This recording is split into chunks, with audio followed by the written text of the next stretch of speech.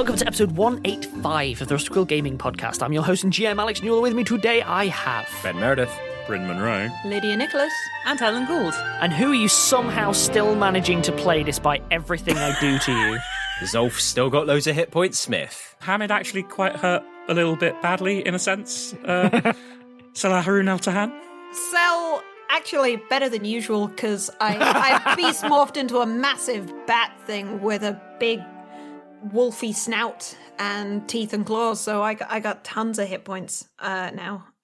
So and a side bottom, yeah. And Rawr. In fact, that's a valid playing of Cell's minus 2 even more charisma. So this is why we keep Cell out of meta discussions. And And as you, Alex.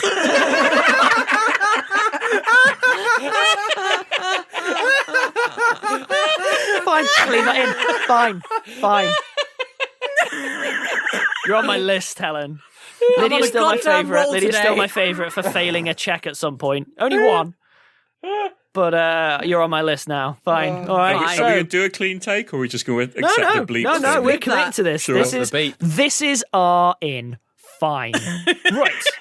We all good to pick up then after Helen's horrendous, just visceral in. Okay. Yeah. So, fine, yes. Lines in the sand are drawn. Me and all my monsters are on one side, and you all are on the other. Bryn's a little closer to my side by virtue of allowing himself to get hit like 12 times. Hey, I got That's fine. hit, just not very well. I tried. I was super invisible, but apparently Bryn, that didn't matter. No, but that's why. Because you went invisible, and thus I got to use their see invisibility thing. Like, I'm really happy you at least engaged. That's fine. The rest of you are... first warning, all right? Hey, Cell is shaken but not affected by it. But these CRs are so high. At some point, I'll reveal, I'll go back and look over the audio and be like, what was the CR for that? 47. All I hear is, this is so much tasty XP. Ooh. Oh, yeah. Bryn was like, I want to hit a certain level. All right. Okay. There are quick ways of doing that. I mean, I'm just saying, if the airship had crashed and you'd lost everyone, I might have given you some XP for that, but it's fine this way too. That's fine too. Oh, God. Okay, so we are going to be picking up where we left off, which is technically we are still in initiative because there are still 2 planty creatures, and Summit Newell in dire polar bear form is also in dire straits by virtue of having failed a save and getting silver plant to the face. With that in mind, then, I am going to pick up where we left off, which wasn't actually at the top of initiative order. It was Summit Newell next. So the first thing that Summit Newell does is make another save. Ooh. Such thrills. Good luck. Okay, makes that one at least. Good. Then basically just immediately attacks the thing that went in her face. Oh, excellent. Fair. Makes sense. She does have to move out of the immediate group in order to do it because it was like a little bit further out, but that's fine. Dead easy to do. In which case, she will... She's rolled horrendously. Misses. You get the impression that she is missing by virtue of some kind of effect is happening on her. She's moving slower. She's a little bit clumsier than she was before. But again, she's a bear, so you haven't got a lot of frame of reference here. But it is obvious. It's not subtle. It's like, oh, okay, something is affecting you. At which point then, Azu, you are up. There are 2 visible plant dealies, but there's bells everywhere. Okay, I'm going to attack the plant nearest to me. Yep, that's fine. You'll have to move towards it so you can't do the full attack thing, but that's fine. That's fine, yep. Helen, you were going to heal Hamid. Nah, Hamid's fine. Ooh, oh no, plant or Hamid. You can't see how messed up Hamid is, so it's fine. He is invisible. Oh, it's true.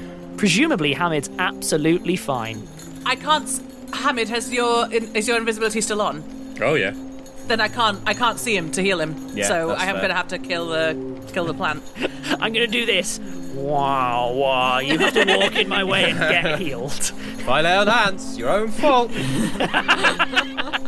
After the plants are dead, I'll do a challenge positive energy, and hopefully that will hit Hamid at some point. Anyway, so that's just the one attack once I've moved to the plant, yes? Yes. Okay. So that'll be D20 plus 16. Okay, that is 28. That's a hit. It's a really good hit as well. Okay. Yeah, this Really is what good. I want. I want to roll above 25 at all times. So do I, Helen, but here we are. All right, and then that'll be 2d12 plus 6 then. That's a 14. So, yeah, this creature, you take a big old swing at it, and it manages to sort of move slightly out the way so that you only clip it, but you still do huge amounts of damage to it. A couple more hits like that, and you'd get rid of all of them. All right, good. Cool. At which point, then, Skrark's turn. Skrark moves up to the same one to flank it. That's easy to do, that's fine. And would be able to do so if you use the entire move action without provoking an attack of opportunity by basically just going around the houses a little bit. Yeah. 23 on the attack roll. Oh, no, 25. It's a hit. I love it when you do that, Bryn. Once again, for getting bonuses. Sneak attack is activated. Only 18 damage. That was the one that's just been hit, yeah? Yep. Skrark manages to basically just lop the head off, like as in the flower head of it. Yeah. It drops to the ground, and it sort of shrivels slightly, and then all petrifies into what looks like solid metal. And then the strand that came from it, you can see it sort of petrifying back along that tendril. Okay. At which point then, Hamid, you're up. Hamid casts Magic Missile on the other one. A classic. Yeah. Classic for a reason. All reliable. Yeah. 18 damage. Yeah, similar to the damage that Azu did, it's just like crunch, another one of them and you'll be fine. Pew, pew, pew, pew, pew. Technically, it might seem like, oh, we can just wrap this up. I can't. You'll all see why. Understood. Zolf, you're up. So, I'm going to use Calming Touch on Cell, 1d6 plus 9 points of non-lethal damage, which I think is irrelevant, but you are no longer fatigued, shaken, or sickened. Okay, cool. So your shaking is no longer suppressed, it's literally gone. It's just gone, yeah. Yeah, very sensible. And then I will move up to the other plant so that it is 10 foot away from me. So basically, I'm moving up to threaten it. Yep, understood. That's fine. And that's my go. Okay. At which point then, Cell, you're up. I'm going to shoot the crossbow at the plant.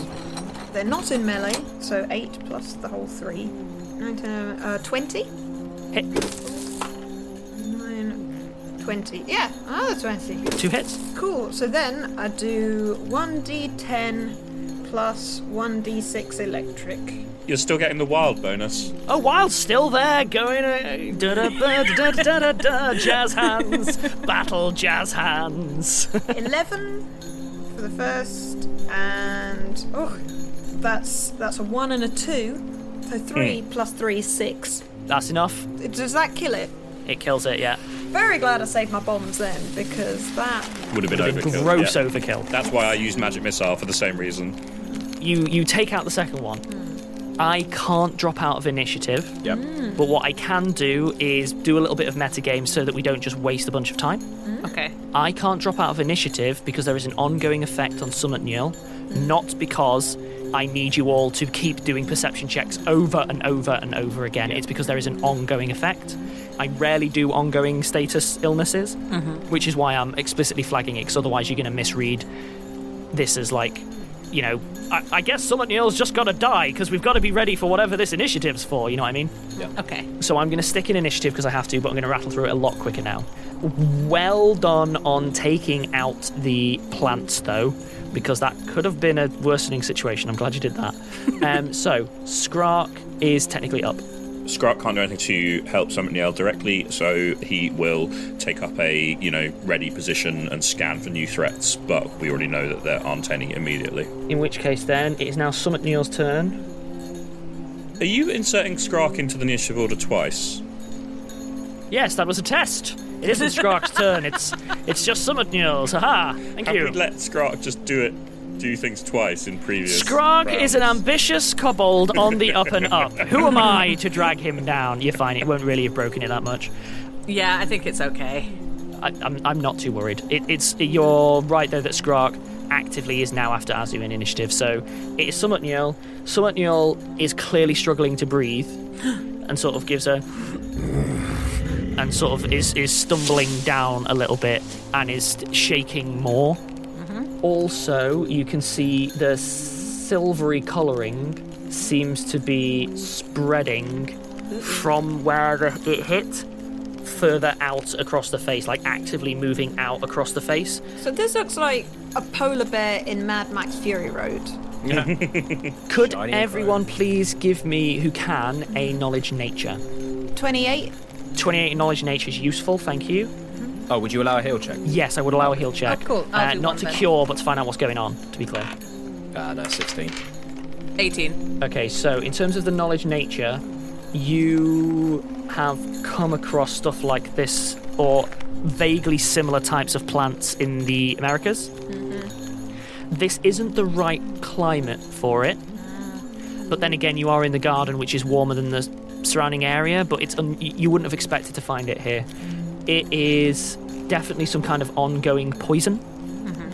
And for the healers, I will just say for free, because I'm feeling generous, this is possibly a magical poison, or if it's not a magical poison, it's generating an effect that you would normally see in a curse rather than via a poison, which actually is going to make it more difficult to heal. Like, this is something where you'd be like, if it was a spell, you'd be like, all right, remove curse or whatever, but it's not a curse, it's a poison.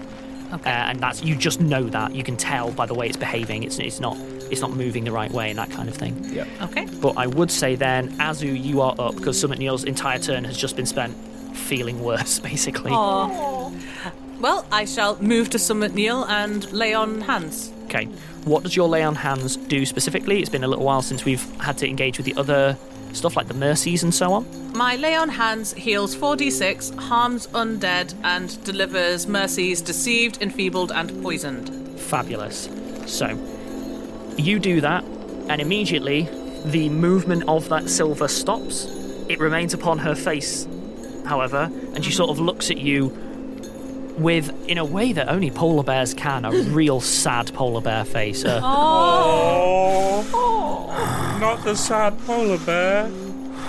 She looks exhausted as a bear. She looks not mechanically exhausted, to be clear. She just looks like she's gone through the ringer very quick, like really quickly, and there's still powder across her snout and so on, and she just lays down and just rests for a sec. I can now drop out of initiative. She still does not look well. Oh. I have a thingamy that may well... Yes, I thought you might. So, I have Liberty's Blessing. Basically, I can grant a willing creature a boon. The boon can, as a swift action, allows the creature to, as a swift action, make a saving throw against a single spell or effect it is suffering from that grants a save. The DC is equal to the original. If the saving throws are successful, the effect ends.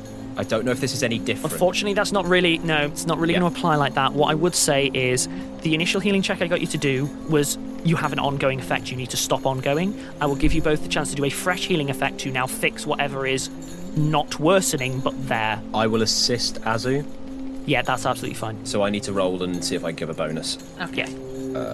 I rolled a 17, which I think the DC is 15 on assists. Yeah, you've succeeded. Azu gets +2. Okay. I'm helping. So, do I lay on hands again? No. Just give me a heal check. Because I don't think Submit Neo's actually taken any hit point damage. No, that's the weird thing here. Truth be told, this combat came out very oddly. Oh, I also just channel positive energy because there are hurt people here, and it's cheaper for me to channel than it is for Azu. So Yeah. I'm going to roll 5d6 and tell you how many hit points you'll get back. Yay! Okay. Also, that was a 20 on the heal check. So I will give you a mechanical answer. Okay. Summit Neil appears to have taken basically a bunch of dex damage. Azu understands that.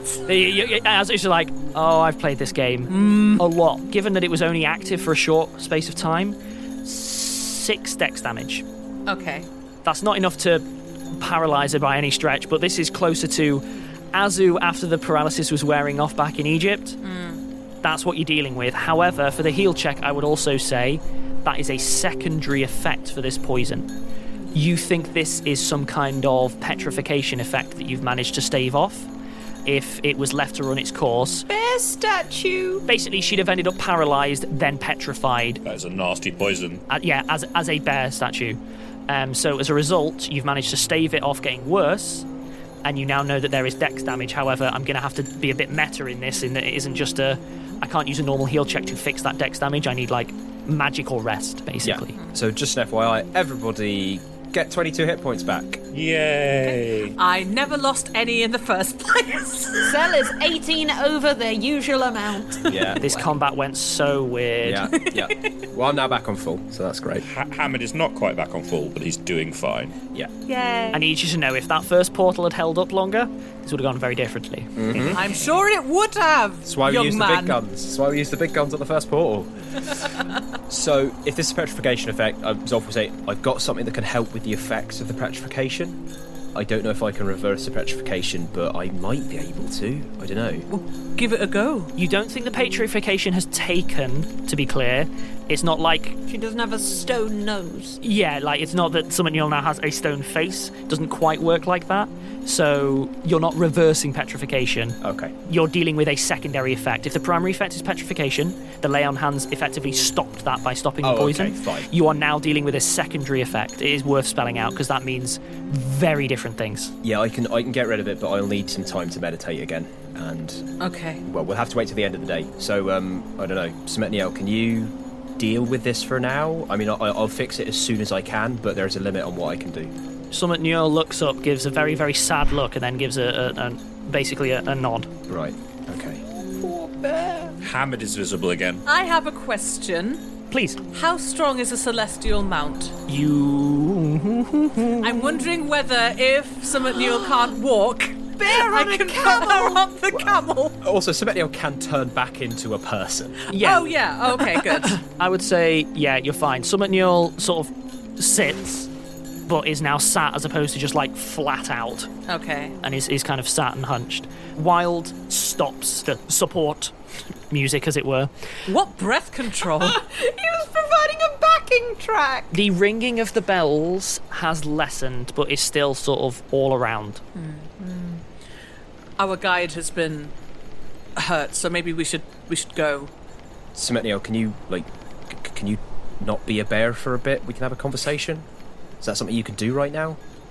Summit Nil sort of turns, looks a moment, closes her eyes, stands, but in the process of standing starts to shift down and converts back to, basically as she was.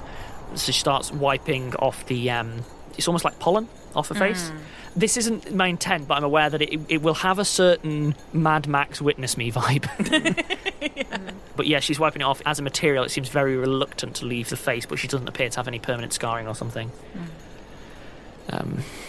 This is all wrong. This is not what I would have expected, but... Do you know what any of the things were? There were so many different... Yeah. No, they're not of this place. None of them. Even the, this is...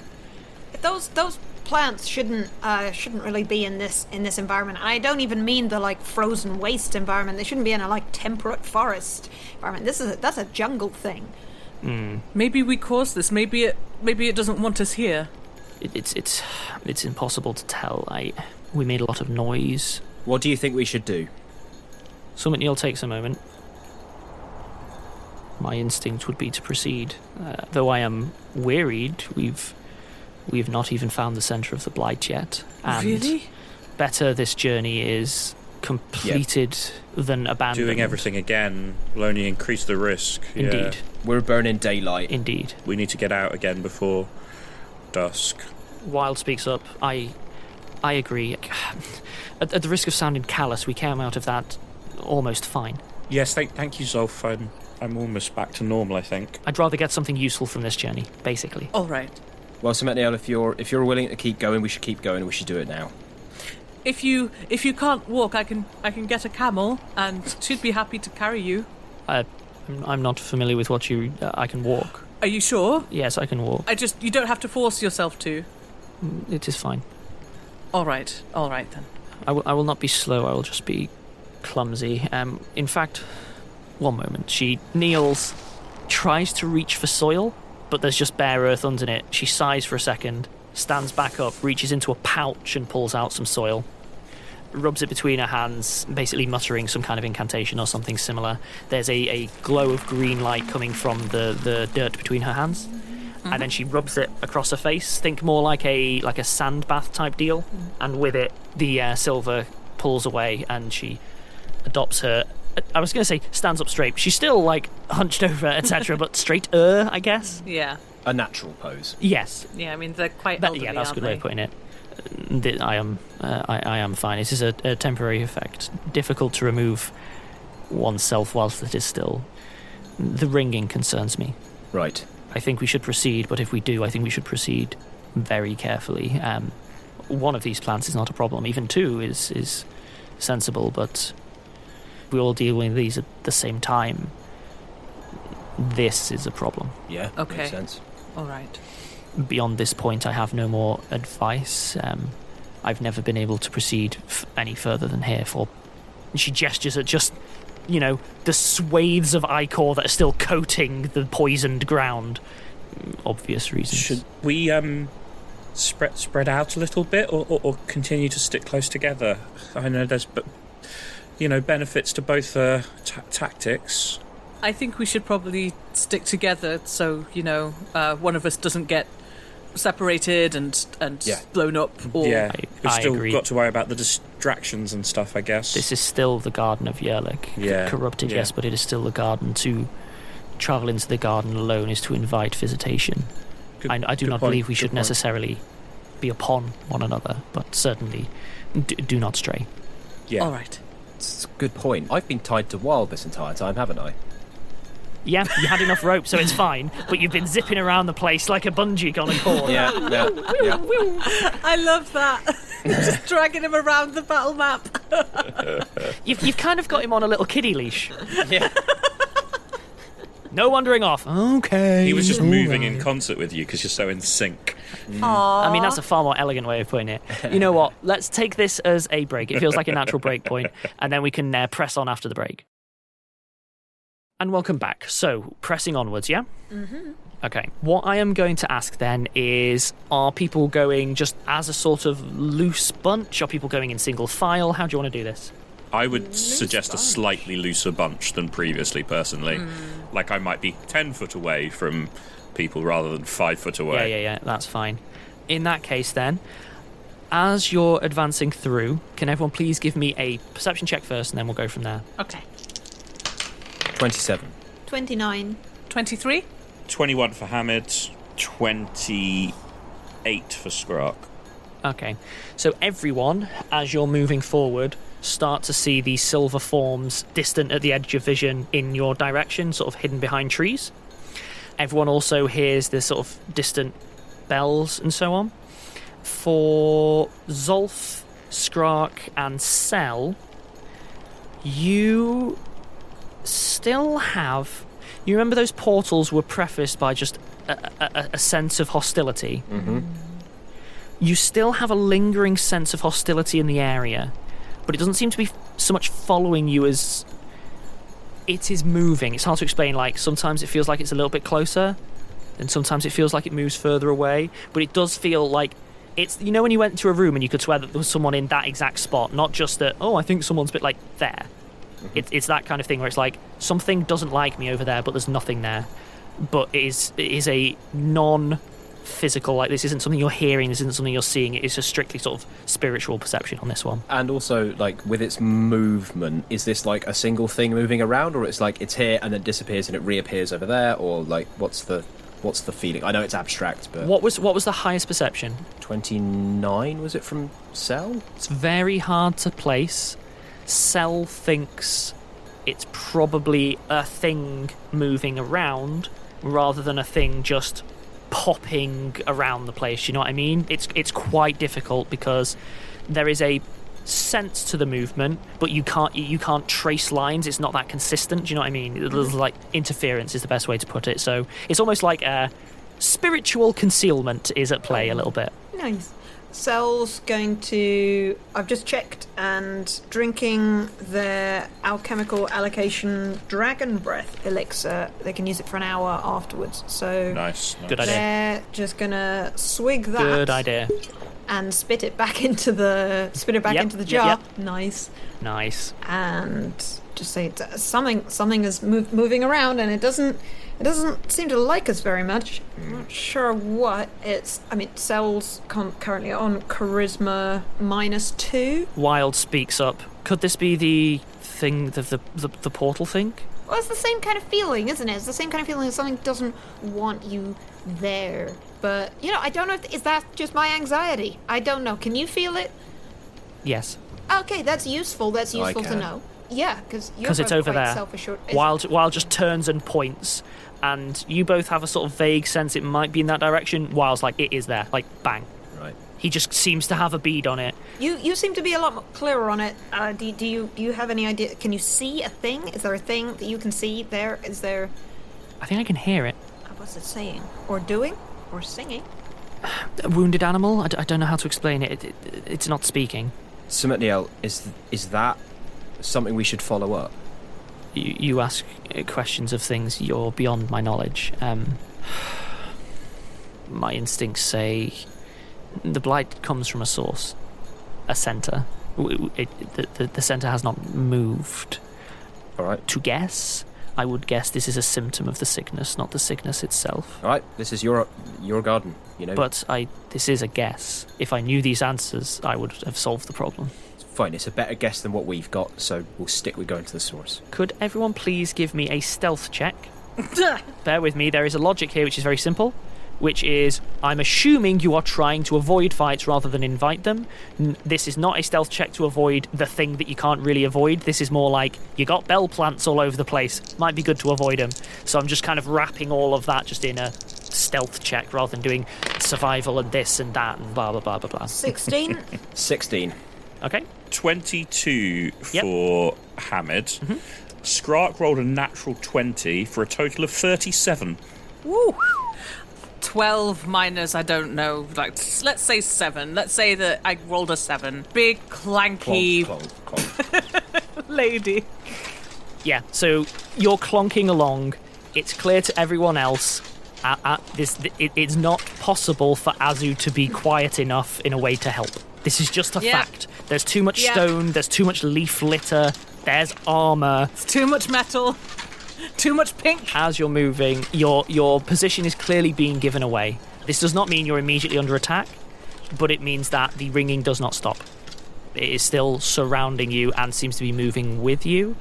There are a couple of moments where Nils will put up a hand to stop, will point out, like a hanging vine or something, and then gesture quietly to sort of move around. She must have, astonishingly good eyesight, by the way. Far better than she has any right to have. But she seems to be doing a decent enough job of navigating around. But there is a lot of navigating around because you are effectively moving through, almost like a live minefield. There's a lot of circle back, or whatever. But you are making clear and steady progress. And as you do so, it becomes clear that there are far more than 2 of those silver figures. 6, 8 people, I guess. You're starting to get the impression there is a crowd of silver figures if you can just get past this tree cover. Are they moving? No. Are we entering a sort of Medusa's cave sort of situation? That's certainly the vibe you're getting. Yeah. I was thinking of the Snow Queen or whoever it is from Narnia. Yeah. Similar vibes where you're going along and it's becoming clear there are figures. Are they all human-sized and shit? Everyone give me a perception check, please. Okay. 20. Ooh, 31. Mine is also 31. Whoa! Got 20. Aye. Nice. Yay. 22 for Hamid, 20 for Skrark. Only Salanazu can spot this. In fact, would even Summon Eel. That's quite a high roll. Summon Eel's not sure. I don't think Wilde could. Nah. They're all dwarven. Oh. In full battle armour, it looks like to your eyes. Oh no! Svalbard's full of dwarves.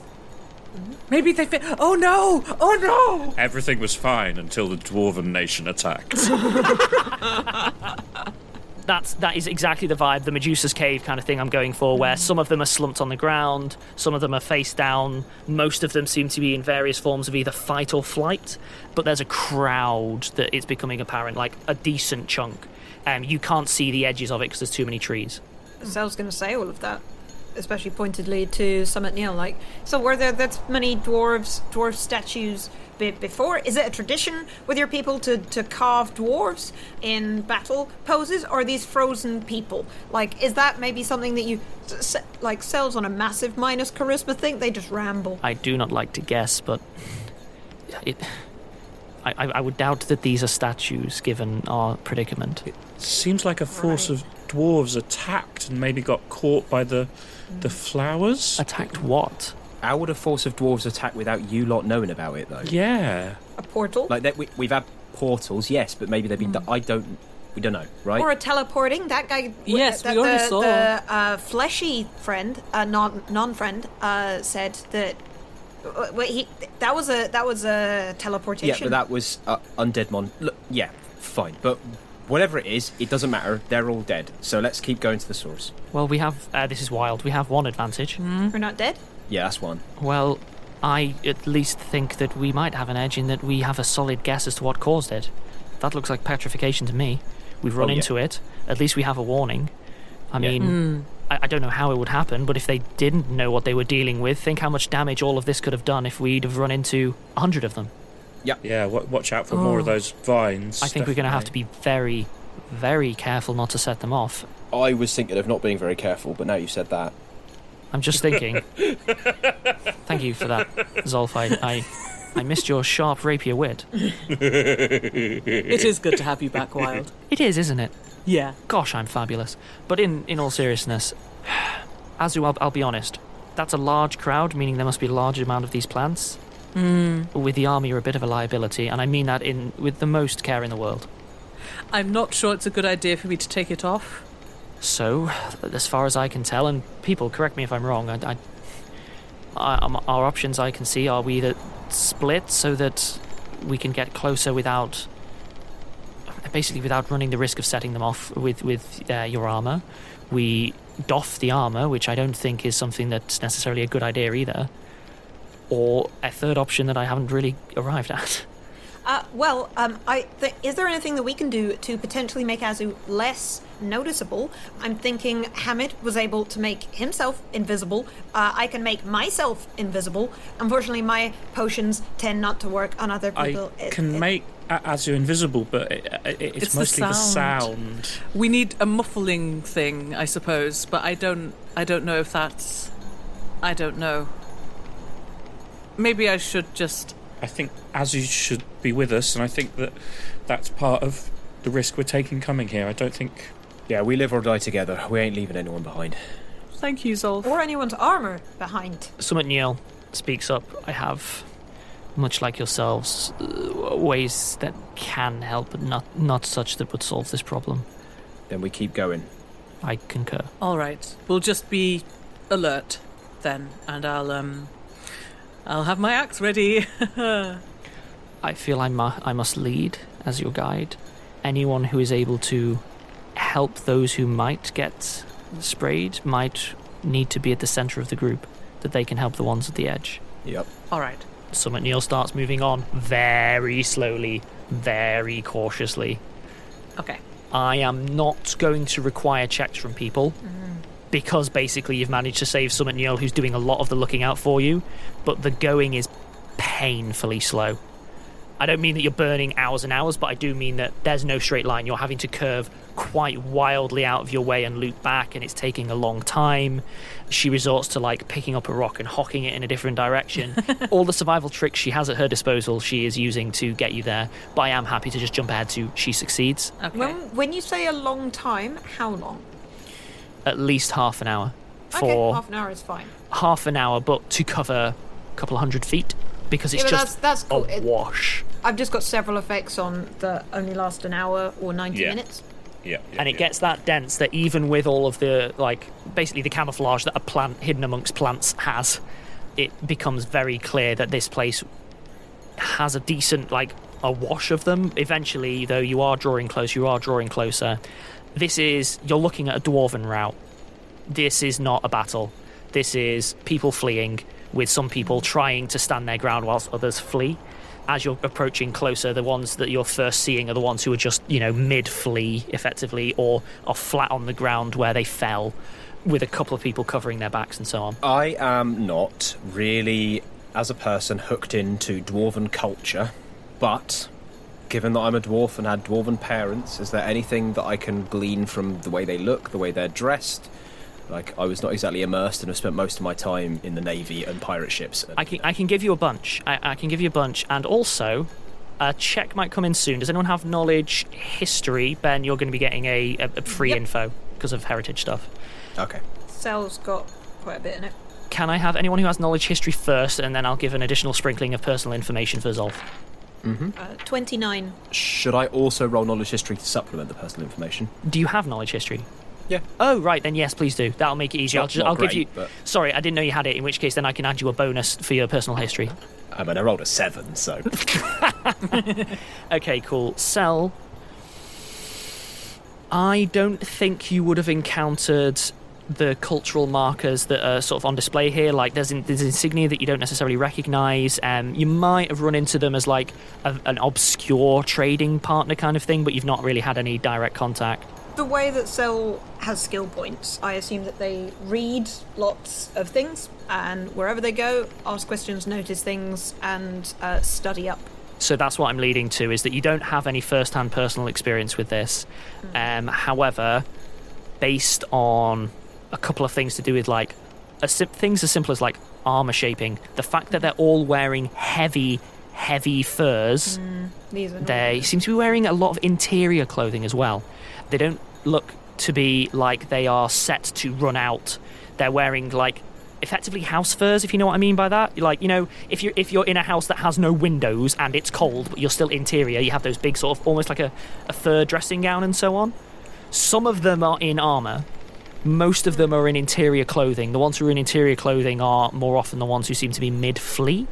Zolf, you are aware that there is you already know this, obviously, that Svalbard has a heavy dwarven population. Like, it's a specifically dwarven stronghold, not for wartime, but it is a stronghold is the right word. You will have been, over the course of the time jump, reading up on Wilde's instruction on Svalbard and stuff like that. Yeah. You would make a very heavy educated guess that these are Svalbardian dwarves. Okay. And even if there are some that aren't, it's still the vast majority that are. Like, these are people who... This is everything you would have expected. I don't know how else to put it than that. Like, all of your sort of research, which would have been even just tangential for any kind of hints, these are Svalbardian dwarves. How they got here, God knows, but they're there. These dwarves are from Svalbard. Well, thank you, Mr. Smith. It reminded me of a thing from a book that I... How... So, just clarify something for me. They look to me like they're wearing things that you would wear inside the house. Am I out of date or incorrect there? There's no way that these people knew that they were going to be here. It looks like some sort of teleporting effect, and they suddenly found themselves here and were trying to get away. Someone Nils speaks up. No, that can't be the case. You say can't be, but... Yes, but... This one's in a dressing gown. That should not be the case, then. It makes... The garden doesn't... Summit Nils starts moving on for the first time without, warning people to catch up or anything like that. Just starts moving on towards the centre, past them.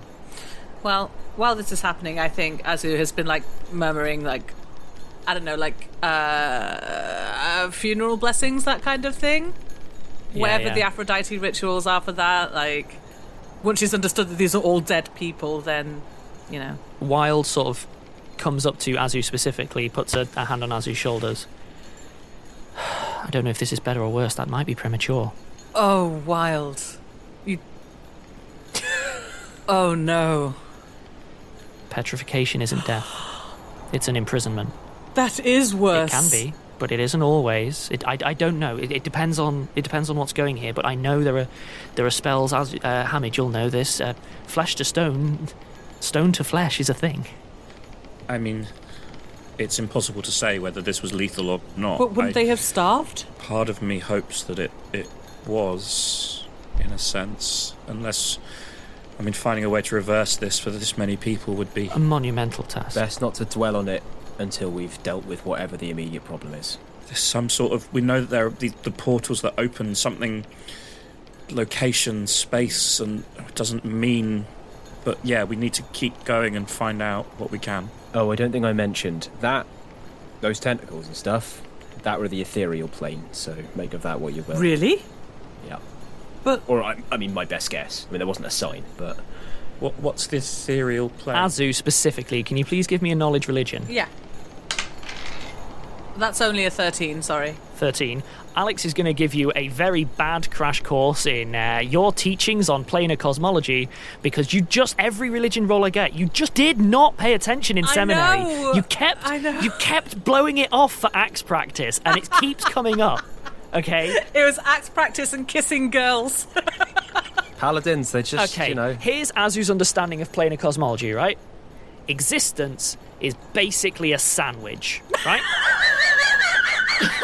So in the middle, right, you've got your meat, which is the material plane, right? And you can go in that direction, and then you got other planes. You got stuff like, I don't know, the ethereal plane, which is a bit more like ghosts, I guess, but not like religious ghosts. It's more like a ghost monster ghouly kind of place. But you got the hells as well. That's the bottom. That's like your tomato at the bottom, right? And then you got the outer planes. They're like your bread, and then heaven isn't the ethereal plane. It's like, and then your knowledge of the planar stuff starts to break down because you're not really sure how heaven fits into the sandwich. Yeah. That's when lunch actually, the bell for lunch actually went off. Yeah. But I'm afraid that with that role, this is broadly speaking your knowledge of planar cosmology. It's not a core part of your religious teaching. You know enough to know you can travel around the planes without literally meeting like the gods. It's more complex than just hopping in and saying hello. Very quickly, how about me? Because I know enough to identify it, but Ben has no damn clue. So, I know that you have knowledge religion. Do you have planar knowledge as well as a thing? Yeah, that's what I rolled to get the... Could you please give me another knowledge planes? Aw. I know that you already know it. It's just this is going to determine specificity. Oh, that's not terrible, actually. That's a 21. Okay, cool. Sandwich model's not really accurate. It's an oversimplification that's useful, and it would be the kind of analogy that you've heard people use before. Like the flat electron. Yeah. The ethereal plane is not a plane. This is not the you're dead plane. It doesn't work like that. The ethereal plane is more a plane where spirit is material and material becomes spirit. You can move through the ethereal plane and distance goes a little bit wobbly, but you could enter the ethereal plane, move through a wall, and then pop out from the ethereal plane. It's like the rules of spirit and material are almost reversed in ethereal specifically. It doesn't mean it's full of gods. Is it the space that people effectively go to when they cast Dimension Door and stuff? Briefly? Yes, broadly speaking. There's other elements at play. I'm oversimplifying, and again, Einstein would have a whole field day with this. But broadly speaking, teleportation effects involve minor movements through the planes sometimes and things like that. The more elaborate the teleportation, the more elaborate the transposition, the more likely it is to interact with the planes. Grizzop would have known, right? That's how Grizzop got to Rome, walking with Eldarion. There were planar elements at play there, yeah. I won't dive into specifically what it was. I know what it was, but I can't say because it isn't material that you would know. But yeah, effectively, it would make sense that if something is going wrong on a planar level in this area, you are more likely to encounter things like outsiders or creatures from the ethereal plane poking their heads into the material plane. Elementals are more likely to be turning up. You can expect things to be alive that shouldn't be and things that should be alive not to be, that kind of thing. It isn't a planar chaos. That would be, primordial, up is down, Earth, it does not exist, there is a void. It's not that. This feels more like a smaller tear, but it's very unusual. You're not aware of situations like this before. Cool. So in character, so the ethereal plane is basically an inversion where the spiritual becomes material and the material becomes spiritual, basically.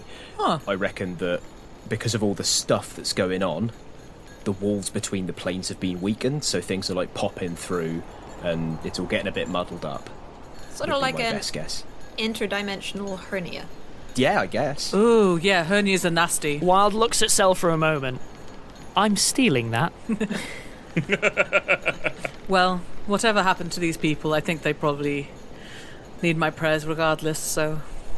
Yeah. Of course. Summit Nils is a little bit further ahead than she probably should be, but not in a way that she's suddenly going to fall out of sight.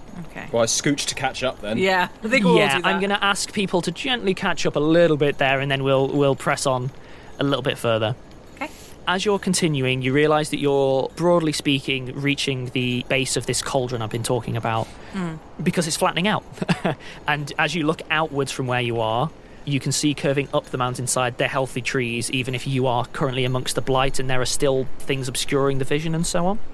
But as you start continuing through, there's a brief sort of flurry of dead leaves and so on, and the visibility is turning a little bit poor again. There's almost a sort of miasma here.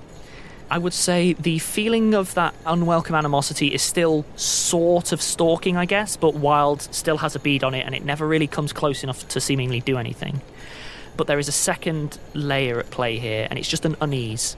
And it is an ambient unease of, the world's wrong somehow. I can't place it. It's going into your house and finding that every single thing has been moved 1 inch to the left. It is knowing.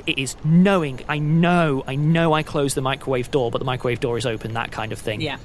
And you can't place it. You've never been here before, but it's wrong. And you don't know why, but it's slightly wrong.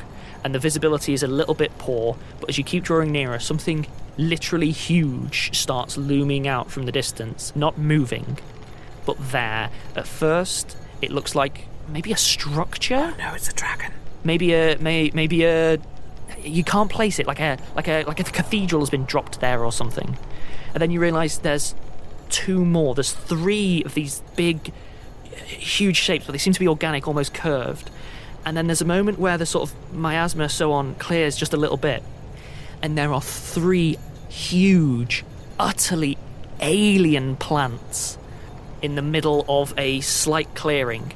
Again, at the risk of selling out the drama a little bit, you know that the Jumanji plant that wants to eat people with the big bulb. Yeah. Think big, huge bulb, building-sized bulbs. Little Shop of Horrors. Times 100, but yeah. But like big Shop of Horrors. Huge bulbs. Gigantic Shop of Horrors. And you can see that the strands of these sort of ringing bell vines seem to be leading gently towards them as a sort of root tendrils maybe or something.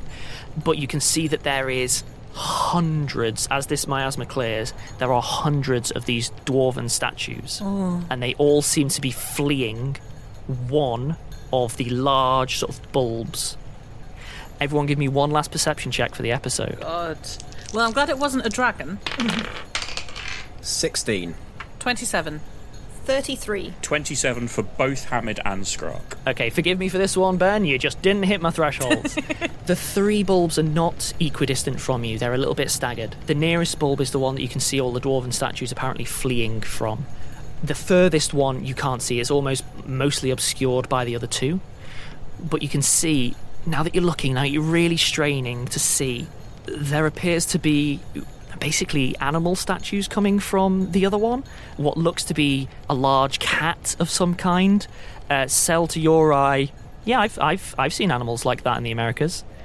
But there's a moment of stillness as Summit Nils is just shocked, and she seems utterly distraught as you look at an utterly silent sea of silver statues and these enormous, I can't say monstrosity, but alien bulbs sat there warping the world around them. Oh. And I'll end the episode there. Very nasty. I like it. High fantasy's the best fantasy. Bad gardening. Burn them. Burn them. Not good gardening.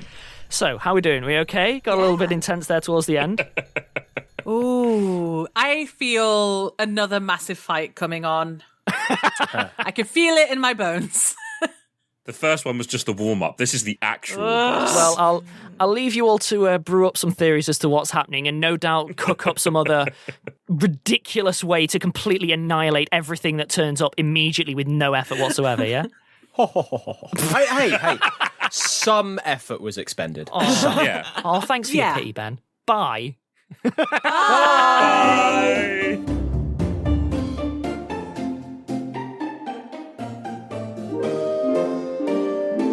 Rusty Quill Gaming is a podcast distributed by Rusty Quill and licensed under a Creative Commons Attribution Non-Commercial Share-alike 4.0 international license. Today's episode was directed by Alexander J. Newell and produced by Hannah Preisinger.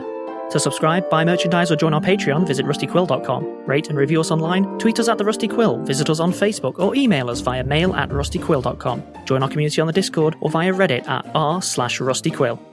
Thanks for listening.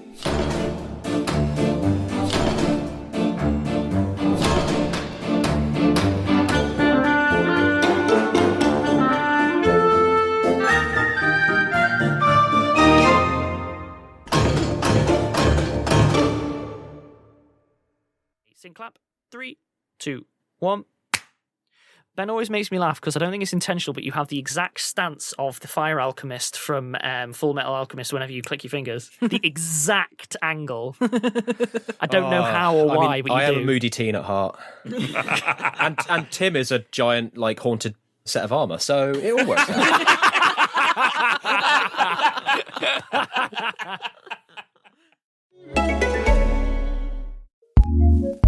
Looking for a new podcast to listen to?